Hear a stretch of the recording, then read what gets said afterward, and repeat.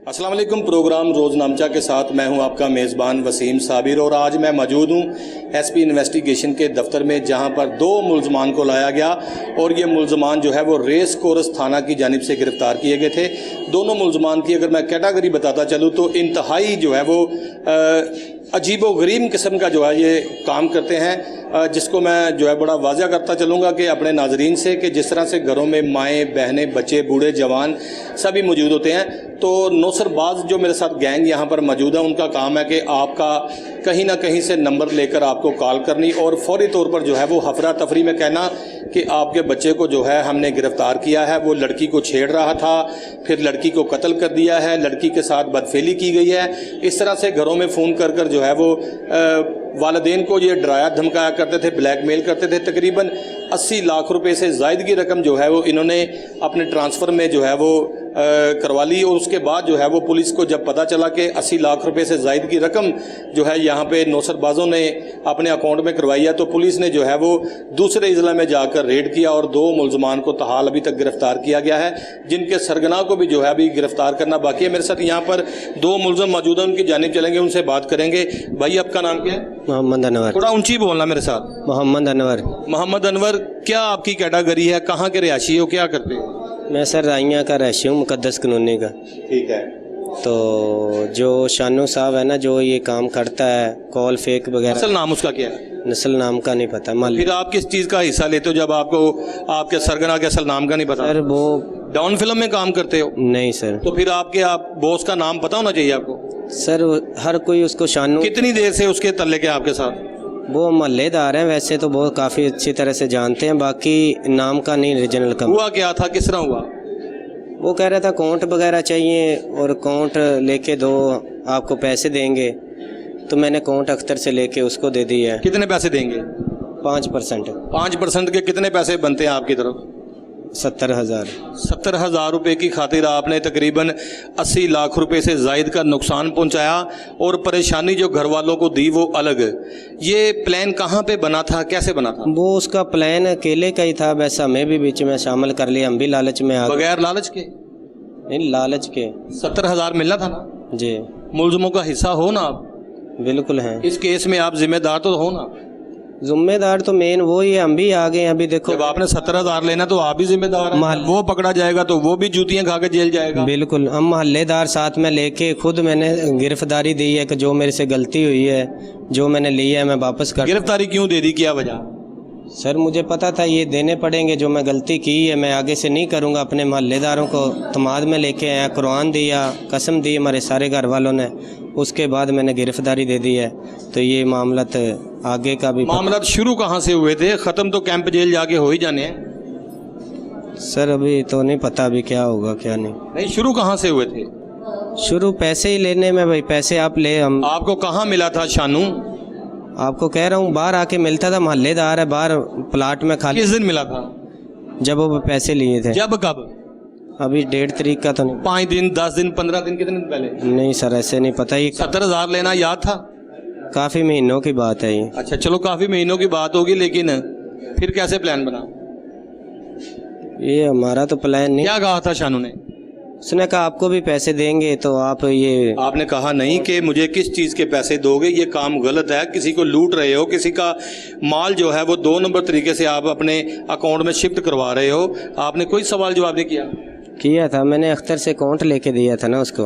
उसने कहा अकाउंट वगैरह चाहिए आपको, अकाउंट में से 5% दूंगा। तो मैंने फिर अख्तर को कॉल की है, अख्तर ने फिर अकाउंट दिया, मैंने शानू को दिया। अच्छा, फिर क्या हुआ? फिर उसके बाद उसने पैसे डलवाए। इसने कितने पैसे डलवाए? 14 लाख रुपए। 14 लाख रुपया। आपका किरदार इसमें सिर्फ इतना ही है? जी। ये जो आपके साथ पकड़े हुए हैं इनका क्या किरदार है? इसका अकाउंट है। जी आप बताएं जी। ये थे मेरे साथ एक मुल्ज़िम जो कि दूसरे मुल्ज़िम की जानिब चलते हैं, उनसे भी बात करेंगे कि किस तरह से जो है वो इसने अपना अकाउंट नंबर दे दिया। लोग तो अपना आईडी कार्ड नहीं देते। जिस तरह से आजकल एक नया क्राइम जो है वो जाग चुका है और मैं समझता हूँ कि रेस कोर्स पुलिस ने जो है वो बड़ी जुर्रत और बहादुरी, सिविल लाइन पुलिस ने जो है वो बड़ी जुर्रत और बहादुरी का मुजाहरा करते हुए इन मुल्ज़मान को गिरफ्तार किया। इनका जो सरगुनाह है वो भी जल्द जो है वो पुलिस की गिरफ्त में होगा, वो भी कहीं जाता नहीं। लेकिन ये आजकल के अगर दौर में देखा जाए जाए तो लोग अपना शनाख्ती कार्ड किसी को नहीं देते। तो ये मेरे साथ जो खड़े हुए हैं नौजवान, इन्होंने अपना उनको सिर्फ जो है वो अकाउंट नंबर दिया और उसके एवज जो है वो इन्होंने उसमें से अपना हिस्सा लेना था। आपका नाम क्या है? अख्तर। अख्तर, कहाँ से बात शुरू हुई, कहाँ बात आके ख़त्म हुई? सर मैं भावलपुर का रहायशी हूँ, मैं टैक्सी चलाता हूँ, ड्राइवर हूँ मैं। मुझे अनवर ने कहा कि इसने कहा यार तेरे पास अकाउंट। अनवर कौन है? ये मेरा सांडू है मेरा। अच्छा, ये आपका सांडू है? जी सर, मेरा सांडू है। इसने कहा अकाउंट है, मैंने कहा मेरे पास है। इसने कहा यार तेरे को 5% मिलेंगे, मुझे भी मिलेंगे, अकाउंट अपना दे दे। तो मैंने सर अकाउंट दे दिया सर, मैंने लालच में किया है और उसकी सज़ा मुझे मिल रही है। मैंने अकाउंट दे दिया, उसमें 14 लाख आए हैं, वो मैंने निकाल के हमने दोनों को शानू को दिया, उसने हमें हमारा हिस्सा दिया है सर। कितना हिस्सा मिला आपको? 70,000 सर। 70,000 आपको मिला? जी सर, 5% मुझे मिला, 5 इससे मिला सर। सच बात बताओ, कितना? सच बात बताओ, कितना हिस्सा मिला? सर मुझे 5 लाख। 5 लाख रुपए आपको मिले? जी सर। आपका अकाउंट इस्तेमाल हुआ, आपने वो रकम जो है वो बैंक से निकलवाई, और इसको अनवर को कितने दिए? इसको 5%। 5% इसको दिए और बाकी जो है वो आपने ले लिए। बकाया जो रकम बचती थी वो आपने दे दी जो है वो शानू को। शानू को दे दी सर। आपका राब्ता शानू के साथ भी है? नहीं सर, मेरा तो शानू के साथ नहीं, मेरा अनवर के साथ है। इनके साथ ही राब्ता था आपका। ये आपका सांडू था। और तुम्हें शर्म ज़रा नहीं आई कि मेरी साली का घर है, हंसता बसता घर है, वो मेहनत मजदूरी कर रहा है, उसको आपने सब्ज़ बाग दिखा के, लालच दिला के, और आप खुद आप जो है वो चुप करके खड़े हो हथकड़ी लगा के। नाज़रीन ये देख सकते हैं कि इसको हथकड़ी लगी हुई है और बुरे काम का बुरा नतीजा होता है। मैं फिर यहाँ पर अपने नाज़रीन को बताता चलूँ कि जब घरों में इस तरह की कोई फेक कॉल आए कि आपके बच्चे को पुलिस ने गिरफ्तार किया है और आप हमें जो है वो फौरी तौर पर हमारे अकाउंट में पैसे जमा करवा दें, चाहे वो 5,000 हो या 50 लाख हो, तो फौरी तौर पर सबसे पहले जिस बच्चे के मतलब इन्फॉर्मेशन दी जाए कि आपके बच्चे को गिरफ्तार किया है, उसको तलाश करें, उसके मोबाइल पर कॉल करें, ताकि जो बात क्लियर हो सके कि आपका बच्चा वाकई ही पुलिस ने गिरफ्तार किया है या सिर्फ और सिर्फ नौसरबाजी होने वाली है।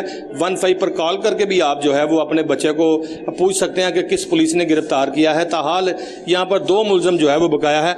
आप अनवर बताओ कि टोटल कितने मुलजम हैं आप लोग? 2 हम हैं और एक शानू है। शानू जब पकड़ा जाएगा इंशाल्लाह वो भी सारा कुछ बताएगा, और शानू के अलावा हमें कोई नहीं मिलता होता था। मकसद है कि आपके ज़हन के मुताबिक इस गैंग के अंदर कितने जो है वो लोग? कोई फैमिली मेंबर होंगे, बाकी बाहर के कोई। खवातीन भी बात करती थी? नहीं नहीं, सिर्फ मर्द बात करते थे? जी।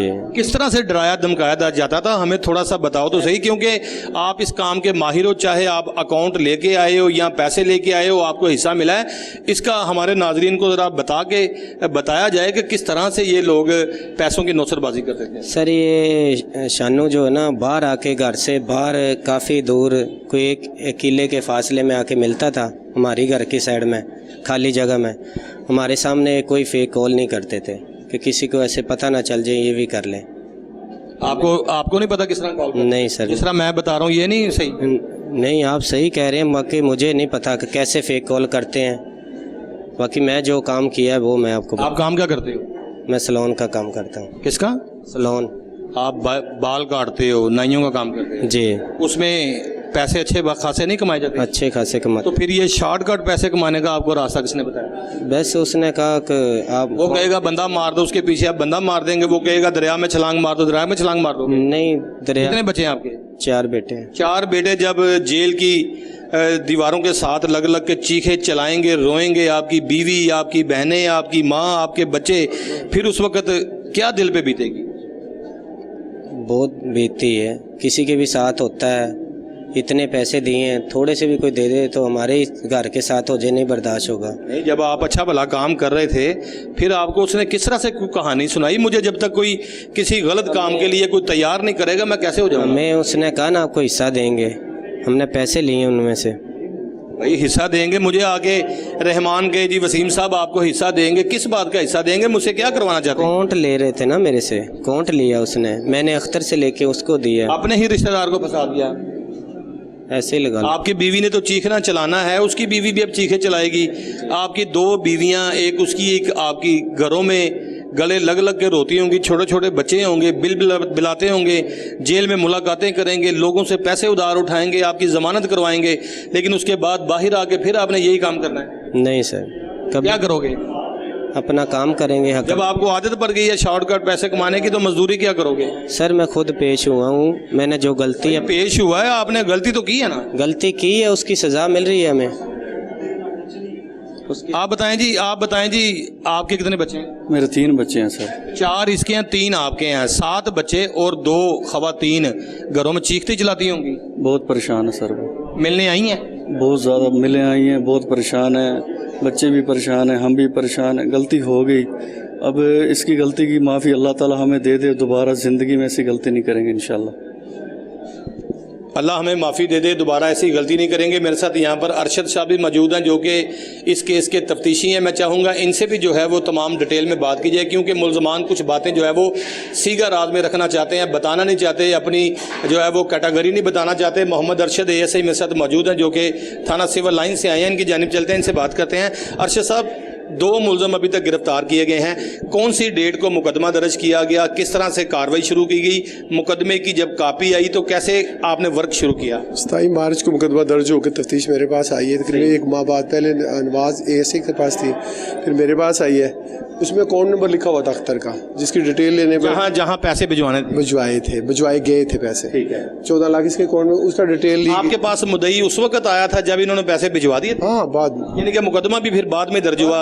जब नाजरीन पैसे चले गए, अकाउंट में ट्रांसफ़र हो गए, फिर जब इन्होंने देखा कि हमारा बच्चा जिसको गिरफ्तार पुलिस की जानिब से कहा जा रहा है कि गिरफ्तार किया है, लेकिन उसको गिरफ्तार नहीं किया गया था, सिर्फ घर वालों की गफलत ये है कि अपने बच्चे को जो है वो नहीं ढूंढा, नहीं कॉल की और अपनी ही रकम सारी ज़िंदगी की जमा पूंजी जो है वो लुटा दी, अकाउंट में शिफ्ट कर दी। जब ये अकाउंट में शिफ्ट हो गई, जो रकम बर्बाद हो गई, उसके बाद इन्होंने पुलिस का सहारा लिया, जबकि सबसे पहले होना ये चाहिए था कि जैसे ही इनको कॉल आई अपने बच्चे के साथ रब्ता करते, फिर उसके बाद मुल्ज़मान के हवाले से जो है वो फौरी तौर पर जो कॉल करते पुलिस को, ताकि पुलिस मौका पर आती, इनका मौक़िफ़ लेती और इनका मुकदमा दर्ज करती और इनके पैसे भी बच जाते। क्या मैं सही कह रहा हूँ जी? जी बिल्कुल, आप ठीक कह रहे हैं। और आइंदा के लिए जो आम आवाम है उसके लिए यही मैसेज है, ऐसे फेक कॉलें आती हैं तो उसमें आपको तस्दीक घर से करना चाहिए, ताकि आपको इल्म हो कि हमारा जो जिस फ़र्द का नाम लिया जा रहा है वो कहाँ पर है, बावजूद इसके बंदा घर होता है और पैसे दिए जा रहे हैं। अच्छा, जब आपके पास FIR की कापी आई, आप बता रहे थे, कहाँ से फिर आपने काम शुरू किया? बहावलपुर अकाउंट एड्रेस निकल आया ना, वहाँ गए, फिर बहावलपुर से अख्तर को गिरफ्तार किया, इसने फिर अनवर का इतला कराई, इसके पीछे गए, इसके पहले वालिद को गिरफ्तार किया, तो वो चूँकि बेगुनाह थी उसको छोड़ दिया, फिर ये इसके पीछे पुलिस की जानिब से पूरी तरह से डंडा दिया गया था, तो तभी जाके ये पेश हुआ है, क्योंकि ये बार बार एक ही बात कह रहा है, नाज़रीन मैं तो पेश हुआ हूँ, जब इसके कोई घर का फ़र्द गिरफ्तार ना होता तो शायद ये पेश भी ना होता, अपने घर वालों की वजह से ये पेश हुआ। जब इसके वालिद को गिरफ्तार किया गया तो फिर उसके बाद ये फैसला किया गया कि मैं अपने वालिद को छुड़वाने के लिए मैं खुद पेश होता हूँ। फिर क्या हुआ?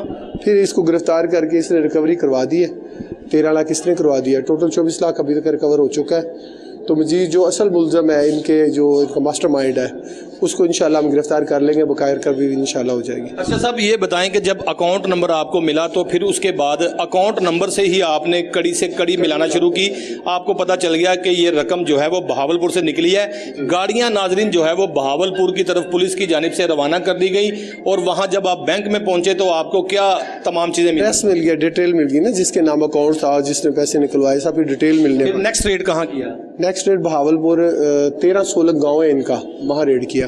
3 दिन हम वहाँ रहे हैं, 3 दिन के बाद हमारी कामयाबी मिली, इसको गिरफ्तार किया हमने। अभी जो इनका सरगना है जिसको शानी कहा जाता है, उसका कोई असल नाम पता चला?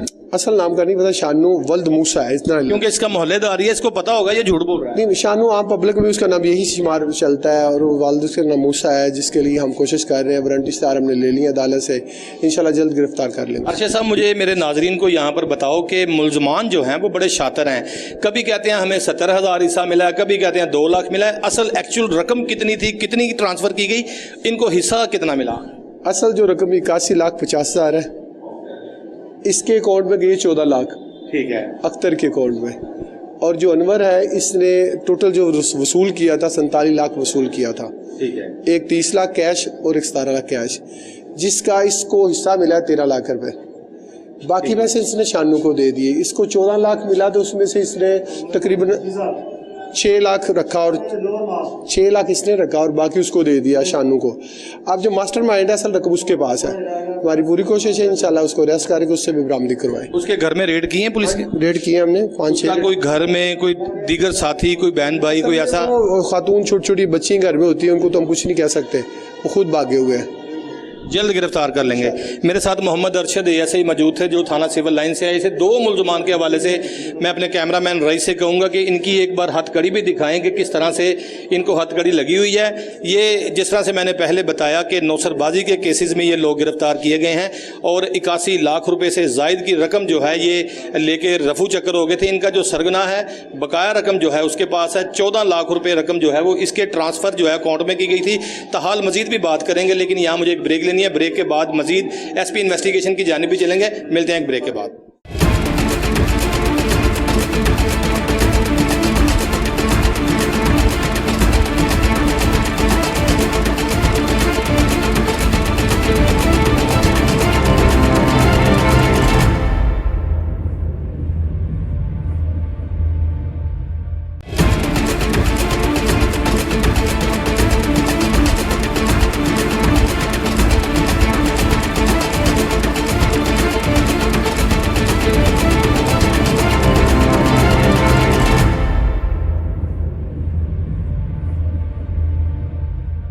वेलकम बैक नाजरीन आफ्टर द ब्रेक के बाद मैं मौजूद हूँ एसपी सिविल लाइन इन्वेस्टिगेशन के हमरा, जिनके पास एसपी सिटी इन्वेस्टिगेशन का भी चार्ज है। आज जिस तरह से कुछ गैंग्स यहाँ पर लाए गए, जिस तरह से सिविल लाइन डिवीज़न में जो है वो सिविल लाइन थाना की जानिब से एक ऐसा गैंग गिरफ्तार किया गया जो कि लोगों के साथ नौसरबाजी की वारदात करता था।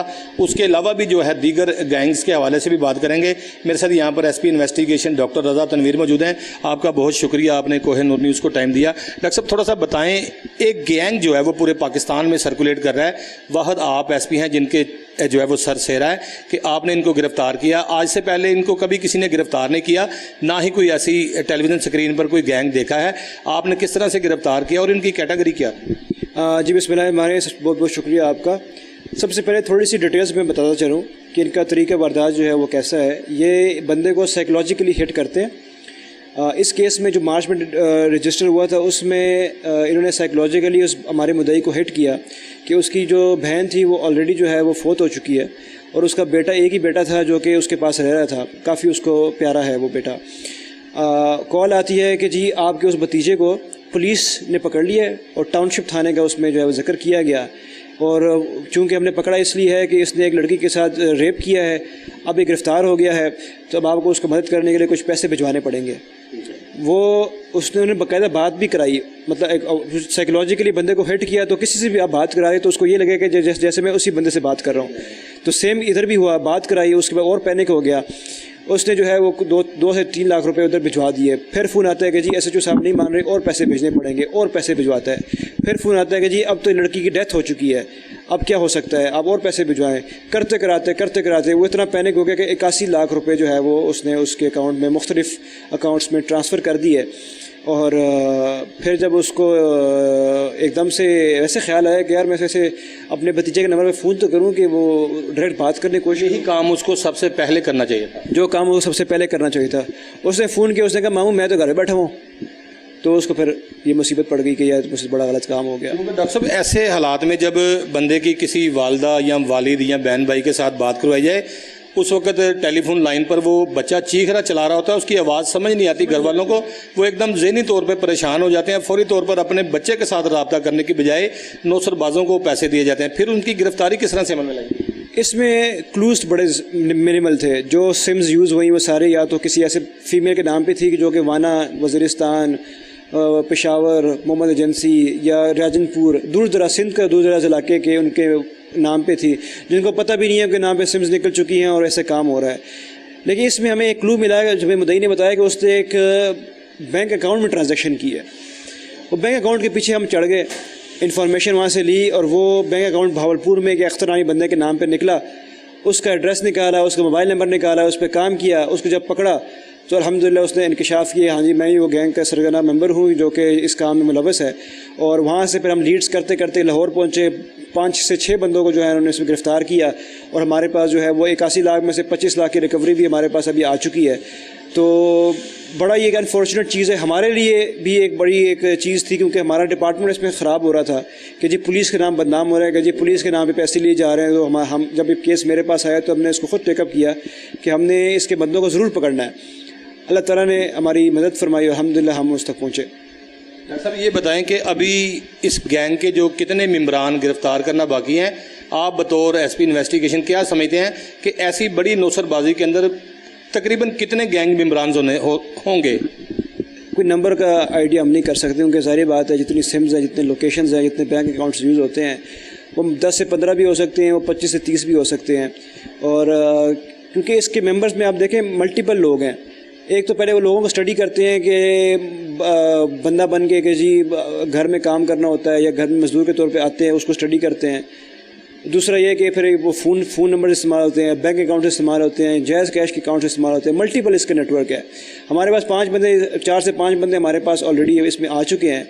फर्दर भी हम इस पर काम कर रहे हैं, लेकिन कम अज़ कम इनके पकड़ने से थोड़ा ये हो जाएगा कि थोड़ी कार्रवाई में ये मुहतात हो जाएंगे अब, क्योंकि इनको पता है कि पुलिस इनके पीछे है। और दूसरा ये कि आप लोगों की मदद से हम लोगों तक भी पैगाम ये पहुँचाएँगे कि जब ऐसी खुदा न खास्ता कोई आपको कॉल आए तो आपने 2 काम ज़रूरी करने हैं। पहले अपने असाब पे कंट्रोल करना है, दूसरा उस बंदे को कॉल करना है जिस बंदे के लिए कॉल आई है, ठीक है। और तीसरा यह कि पुलिस पे एतमाद करते हुए फौरी तौर पे आप बताएंगे जी जो उस मुतलका इलाके का जिस थाने से कॉल आई है उसका कोई DPO होगा, कोई SP होगा, कोई DIG होगा, उस तक पहुंचने की कोशिश करें। वो बताएंगे जी इस तरह से हमारा बंदा पकड़ा हुआ है, वो फौरी तौर पे आपको रिस्पॉन्ड करके बताएंगे, क्योंकि पुलिस तो आपको पता है आपके लिए है। आजकल इतनी एडवांसमेंट आ चुकी है कि 15 पे कॉल पर भी आपको पुलिस जो है वो रिस्पॉन्ड कर सकती है। नाजरीन, पुलिस हमारी जान माल इज़्ज़त की हिफाजत के लिए बनाई गई है। ये जो यूनिफॉर्म पहनी है ये हमारी हिफाजत के लिए बनाई गई है। अगर देखा जाए कोई भी वारदात हो या कोई भी परेशानी हो तो 15 जो है वो नंबर आपकी हेल्प के लिए जो है वो दिया गया है, उसको आप फौरी इस्तेमाल करें। और खुदा न खासा अगर कोई आपके घर में ऐसा वाक़या पेश आ जाए तो फौरी आप जो है वो नौसरबाज की मदद करने ना चले जाएँ, बल्कि अपने घर के उस फर्द के साथ मोबाइल पर रब्ता करें, अपने करीबी रिश्तेदारान से बात करें और फौरी तौर पर जो है वो थाना का रुख करें या 15 पर कॉल करें। डॉक्टर साहब मुझे बताएं कि ये लोग, आपने तफ्तीश भी की होगी, ये नंबर किस तरह से लेते हैं लोगों का? इसमें भी काफ़ी सारे गैंग्स जो है वो हमने आपको पहले भी वो अनर्थ हो चुके हैं। FIR में भी काफ़ी कार्रवाई की हैं। आपको पता होगा सिलिकॉन सिम्स जो होती हैं जिसमें जो है वो लोगों के शनाख्ती कार्ड इस्तेमाल होते हैं, फ्रेंचाइज वाले मेम्बर्स भी इस्तेमाल होते हैं। वही टेक्निकल तरीका ये इस्तेमाल करते हुए जो है वो सिलिकॉन के थ्रू जो है या रबर स्टैम्प्स के थ्रू जो है वो फिंगरप्रिंट्स का वो लेते हैं अपना। कई जगह पे ना वो सिम फ्री की आवाज़ें लगा रहे होते हैं, जैसे रेलवे स्टेशन हैं। अगर आप सिम लेने के लिए जाते हैं तो वो आपका थम्स लगवा के बाद में कहते हैं जी दोबारा लगाएं, ये सही नहीं लगा, दोबारा फिर उससे डबल करवा लेते हैं। उससे ये सिमें जो है वो एक्टिव हो जाती हैं, फिर ये महंगे दामों बेचते हैं। महंगे दामों बेचते हैं, इस किसी काम के लिए यूज़ करते हैं, इस फ्रॉड्स के लिए यूज़ करते हैं और लोगों को फंसाते हैं और इस तरीके से करते हैं। आपने एक और भी गैंग का नाम सुना होगा जो कहते हैं कि जी अपना आपके ATM में इतने पैसे आ गए हैं तो आप उसको आपको इतना इनाम निकल आया है। ये मुख्तलिफ नौसरबाजी के गैंग इस तरह से आए हुए हैं जो कि इसी तरह से जो है वो सिम्स को एक्टिवेट करके यूज़ करते हैं। SP साहब ने बिल्कुल ठीक कहा कि अमूमन एक गैंग ऐसा भी जो है वो हमारे पाकिस्तान में सर्कुलेट कर रहा है जो कि बड़ा गरीब मजबूर बन के आपको कहेगा कि भाई मेरा 3000 रुपया गलती से आपके मोबाइल पर आ गया है, आप मेरे पैसे मुझे वापस भेज दें। जब उसकी आप मदद करते हैं पैसे वापस भेजने के लिए, फिर वो आपसे कोड एक दरकार होता है कि वो कोड दे दें। जब वो कोड उसको बताया जाता है तो आपके जायज़ में कैश में जितने भी पैसे आते हैं वो सब चले जाते हैं। उसमें तकरीबन लोगों के करोड़ों रुपए ऐसे चले गए हैं लोगों की मदद के लिए। मैं समझता हूं कि जो इस तरह के गैंग्स होते हैं ये क्योंकि नया अभी क्राइम है और ये बड़ी तेज़ी से फैल रहा है, लोगों के लिए अवेयरनेस के लिए क्या मैसेज देना चाहते हैं? ऐसी कॉल्स पे और ऐसी चीज़ों पे जो है वो एतबार ना करें। जो भी कॉल करें उसको पहले वेरीफाई ज़रूर कर लें आप, क्योंकि ये जो इस तरह के हमारे जो स्पेशली जो लोग गाँव के हैं उनको ऐसे कोई कॉल आती है तो वो अपने जो वहाँ ये इलाके के जो बड़े हैं या इलाके में जो ऐसे बंदे हैं जो कि मोबाइल फ़ोन से काम करते हैं उनके पास चले जाएं, चीज़ों को वेरीफाई करें, पैनिक ना हो। पहली चीज़ है कि पैनिक आपने नहीं होना है, अपने असाब पे कंट्रोल रखना है। अगर आप उस मोमेंट में अपने असाब पे कंट्रोल रखेंगे तो इस क्राइम का मिल के ख़त्म कर सकते हैं। आज और भी गैंग्स लाए गए, शादरा पुलिस की जानिब से भी लाया गया, दीगर थानों के भी लाया गया। शादरा के हवाले से जिस तरह से आज आपने एक प्रेस कॉन्फ्रेंस की उस हवाले से किस तरह से कार्रवाइयाँ की? देखिए शादरा में जो है वो हमारा एक मर्डर केस था और शादरा टाउन में भी एक मर्डर केस था जिसको हमने जो है वो आपके सामने आज रखा है। गैरत के नाम पे जो है वो एक हस्बैंड अपनी वाइफ को कत्ल किया और कत्ल करने के बाद उसको दफना भी दिया।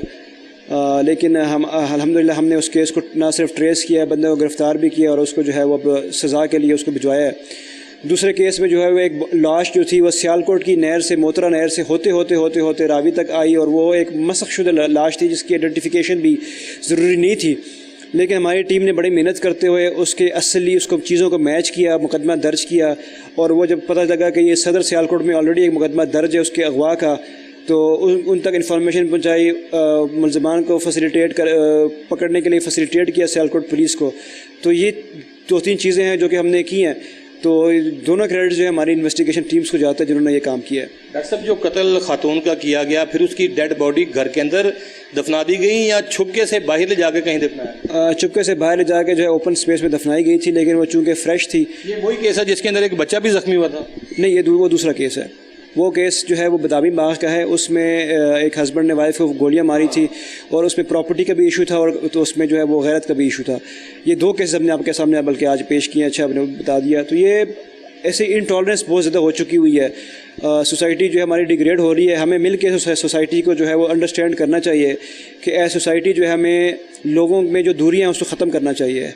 किसी मियाँ बीवी में, भाई बहन में, भाइयों में और चचाजाद भाइयों में कोई मसला है तो बड़ों को रोल प्ले करके उनको बिठा के बात करानी चाहिए, तब जाके ऐसे जो है ना वो लर्ज़ाखेज़ वाक़यात जो है वो ख़त्म हो सकती हैं। ये कितने बजे खातून को कत्ल किया गया था, कौन सी डेट थी, और ये खातून का ज़ाहिरी बात है वज़न भी होगा, किस तरह से किस चीज़ का ट्रैवल करके जो बाहर लेके गया तो जाके वो उसको वहाँ पे दफनाया, और पुलिस को कैसे शक शुबात पैदा हुए कि कातिल ये है? 15 जुलाई का ये वाक़या है और इसमें जो है उसने उसको चुपके से जो है घर के सामने जो कब्रिस्तान वहाँ जाकर दफनाने की कोशिश की, दफना भी दिया। 155 कॉल नहीं थी, लेकिन लोगों को इन्फॉर्मेशन थी कि जहाँ पे कहा गया था एक बंदा जो है वो अभी अजीब सी तरीके से वो निकला है कब्रिस्तान के अंदर से। वो लोकली जो हमारे इन्फॉर्मर्स होते हैं उन्होंने बताया, हमने रिस्पॉन्ड किया, इसको पकड़ा, इसको गिरफ़्तार किया, इसको इंटरोगेशन की, तो हमें पता लगा कि जी इसने जो है ये हरकत की हुई है। इसका जो मुद्दई था खातून के कत्ल का, फिर किसको बनाया गया? हमने खुद ही उसे मुद्दई बनाया, पुलिस मुद्दई बनी है। ये थे मेरे साथ एसपी इन्वेस्टिगेशन डॉक्टर रज़ा तनवीर, जिन्होंने बताया कि खातून को कत्ल करने के बाद जो है उसकी डेड बॉडी को सामने कब्रिस्तान में जो है वो दफनाया गया। ख़ासकर जिस तरह से बात की जाए नौसरबाज गैंग्स की, तो गैंग्स के हवाले से भी डॉक्टर रज़ा तनवीर ने बताया कि अगर आपको कोई ऐसी कॉल आए तो फौरी तौर पर जो है वो आप पुलिस के साथ रब्ता करें या 15 का इस्तेमाल करें, क्योंकि आप अपनी रकम जो है वो जब नौसरबाजों के हवाले कर देती है वो मज़ीद जो है वो मजबूत हो जाते हैं।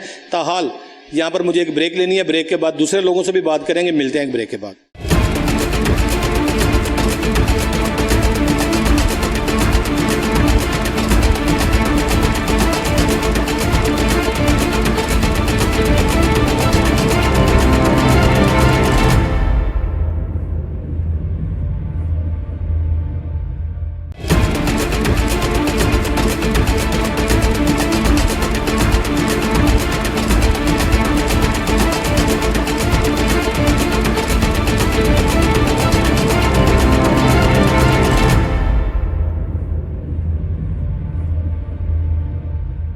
Welcome back after the break. Break के बाद मैं मौजूद हूँ कुछ शहरियों के साथ और मेरे साथ यहाँ पर एक शहरी भी मौजूद है जिनकी जानिब चलते हैं और बात करेंगे। भाई, आजकल एक ट्रेंड चला हुआ है कि आपके मोबाइल फ़ोन पर, टेलीफोन पर जो है वो कॉल आती है और कहा जाता है कि आपके बच्चे को गिरफ़्तार किया, आपके भाई को गिरफ़्तार किया है, हमारे जैज़ कैश अकाउंट में इतने पैसे भिजवा दें। आप अपने भाई से, अपने बच्चे से रब्ता नहीं करते और उनको पैसे भिजवा देते हैं। या इस तरह का एक गैंग जो है वो भी सर्कुलेट कर रहा है पाकिस्तान में कि जो आपको लालच देता है कि जी आपका इनाम निकल आया, मुबारक हो, और आपको जो है वो मोबाइल फ़ोन पर इतने पैसे जो है वो जमा करवाने होंगे, उसके बाद आपको इनाम मौसूल होगा। क्या कहेंगे ऐसे नौसरबाजों के बारे में? जी बिल्कुल ऐसे ही है। मुझे भी कॉल रिसीव हुई थी, मेरा दोस्त है वकास, उसके नंबर पे कॉल रिसीव हुई थी। उसको उन्होंने मांगा था 8,000 रुपये, कहते थे करवाओ, आपका इनाम निकला है गाड़ी की, यानी कि गाड़ी का नाम निकला, आप हमें इस नंबर पे जायज़ कैश करवाएं 8,000 रुपया।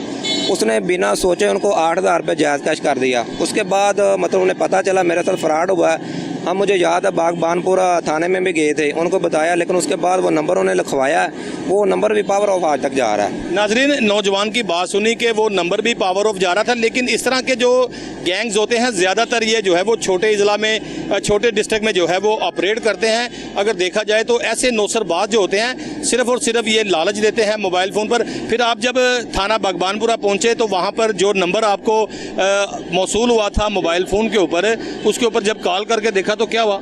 सर वो नंबर बंद जा रहा था, वो आज तक समझे बंद है। ये बात है तकरीबन 5 से 6 माह हो गए हैं। इसका मकसद तो यही है कि एक सिम जो है वो एक आदमी के लिए फिर ये इस्तेमाल करते हैं। वही तो मैं हैरान हो सकता उन्होंने एक सिम एक दिन के लिए रखी हो। ये मैंने ये भी सोचा, क्योंकि वो सुबह से तकरीबन 2-3 दफ़ा उन्हें कॉल की है। उसने कहा ये आपका इनाम निकला। ये तकरीबन 3 घंटे या 1.5-2 घंटे 3 घंटे तकरीबन लगे हैं उसको। उसने जैसे मुझे बताया, वकास नाम है मेरे दोस्त का, उधर मेरे साथ ही रहता दरोगा वाला में। तो उसने उसके बाद ट्राई की है, जैसे जैद का नंबर गया, यानी कि उसके नंबर पे जो पेमेंट गई है, उसके बाद वो नंबर नहीं चला। आप मुझे ये बताएं कि जब ये कॉल मोबाइल फ़ोन पर आती है तो कुछ हम लोग भी जो है वो लालच में आ जाते हैं और अपने किसी अजीज़ से, भाई से, दोस्त से, रिश्तेदारों से मशवरा नहीं करते और हम फौरी तौर पर जो है वो उनको पैसे देने के लिए चले जाते हैं, क्योंकि हम अपने बच्चों के लिए, अपने भाइयों के लिए सरप्राइज़ रखते हैं कि शायद वाकई ही हमारी गाड़ी निकली है और सरप्राइज़ देंगे, लेकिन उसी सरप्राइज़ के चक्कर में हम लोग खुद को लुटा लेते हैं। जी बिल्कुल ऐसे ही है, ऐसे होना नहीं चाहिए। हमारे शहरियों को अवेयरनेस इतनी होनी चाहिए, उनको ये पता चले ये फ्रॉडी है, ये कैसा है। लेकिन जो देहाती लोग हैं ना, उनको नहीं पता चलता, वो बिना सोचे ही मतलब करवा देते उनको पेमेंट। आज भी मेरे मुल्क में ऐसे लोग सीधे साधे मौजूद हैं जिनको जब टेलीफोन पर कॉल आती है तो वो बिना पूछे बताए जो है वो फौरी तौर पर पैसे जमा करवाने के लिए जो है वो दुकानों का रुख करते हैं और उनके मोबाइल फ़ोन पर जो है वो इजी लोड या इजी पैसा भी करवा देते हैं। ताहाल अभी तक जो है वो बहुत सारी ऐसी चीज़ें जो है वो सामने आई, जिस तरह से एसपी इन्वेस्टिगेशन ने भी बताया कि तमाम लोग जो कि घरों में रहते हैं, चाहे वो माएँ हैं, बहनें हैं, बूढ़े हैं, बच्चे हैं, जवान हैं, जब इस तरह की कोई कॉल आए तो फौरी जो है वो पुलिस का सहारा लें, 15 पर कॉल करें और इमदाद के लिए जो है वो पुलिस को बुलाएं। मेरे साथ यहाँ पर शहरी भी मौजूद थे। ताहाल प्रोग्राम रोज़नामचा के लिए अपने मेज़बान वसीम साबिरी को इजाज़त दीजिए। सेम वक्त सेम टाइम फिर आपसे मुलाकात होगी। अपना बहुत सारा ख्याल रखिएगा। अल्लाह हाफिज़।